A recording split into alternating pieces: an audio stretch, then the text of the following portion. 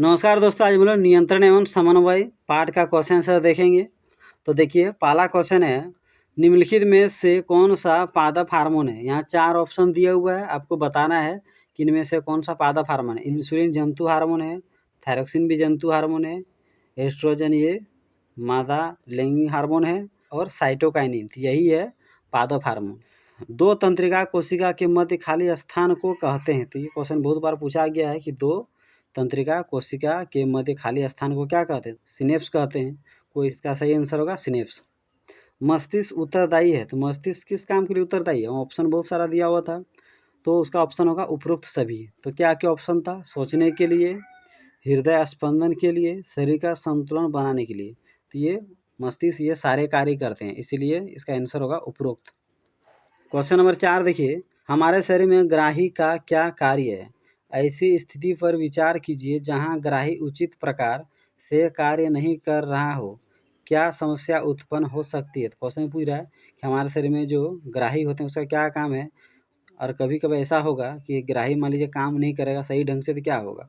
तो क्या क्या समस्या उत्पन्न हो सकती है? बहुत सारे समस्या उत्पन्न हो सकते हैं। देखते हैं आंसर। ग्राही के कार्य, वातावरण से सूचनाएं एकत्र कर केंद्रीय तंत्रिका तंत्र तक पहुंचाना।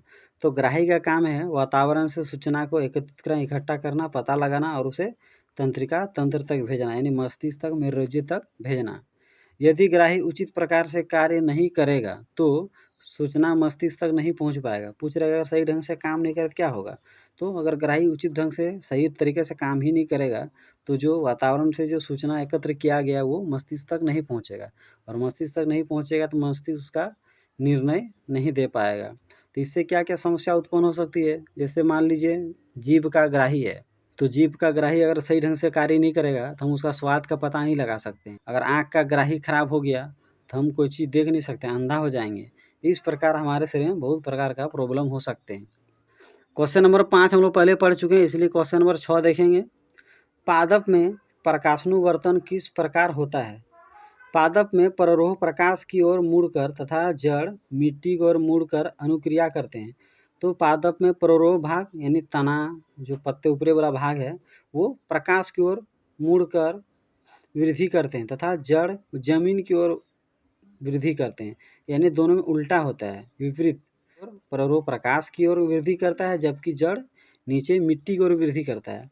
प्रकाश जब पादप की वृद्धि वाले भाग पर पड़ता है तो वृद्धि हार्मोन, जिसका नाम है ऑक्सिन, छाया वाले भाग में अधिक मात्रा में एकत्र होकर उसे प्रकाश की ओर मोड़ देता है। तो क्या होता है, पेड़ पौधा में जिस भाग पर प्रकाश पड़ता है, तो जिस भाग पर छाया रहता है उस भाग पर ऑक्सिन हार्मोन बहुत ज़्यादा मात्रा में जम जाता है, पत्ता को, तना को प्रकाश की ओर वृद्धि करने के लिए प्रेरित करता है।